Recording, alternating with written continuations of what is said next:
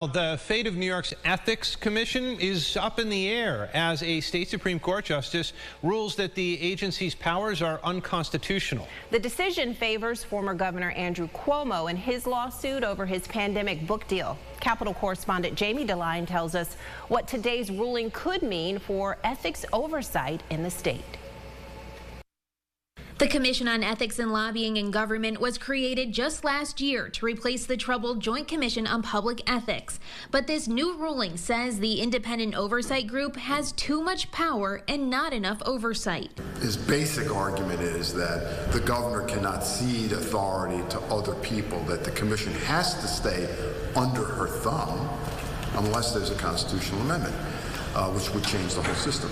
The case stemming from a lawsuit filed by Andrew Cuomo after Jacob, the previous ethics commission he created, charged him with violations over his pandemic published book, American Crisis. What triggered the lawsuit is the former governor's efforts to protect his $5 million book deal, which has been under scrutiny by the previous ethics commission and the current ethics commission, because there's an allegation that the governor violated the rules of the book deal and pocketed the money in an unfair way. Now, State Supreme Court Justice Thomas Marcel ruling in Cuomo's favor, noting the commission answers to no elected officials, removing enforcement power from current Governor Kathy Hochul.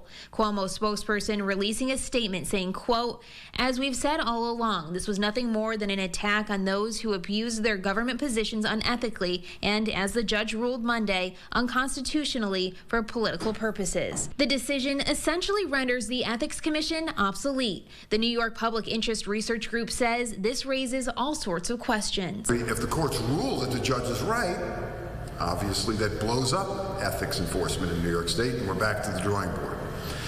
If the courts overrule his decision, which is possible too, then I think the debate over how to better enforce ethics in New York will continue to chug along, but it won't have the same sort of violent impact of blowing up the State Ethics Commission that essentially the judge's order decision found. The Ethics Commission's chair and executive director saying in a statement, quote, "We respectfully disagree with the court's result and are reviewing all options, including, if appropriate, interim legislation." Governor Hochul's spokesperson says they will work with the commission to support an appeal. I'm told this case could ultimately go before the Court of Appeals, the state's highest court. Reporting in Albany, I'm Jamie DeLine.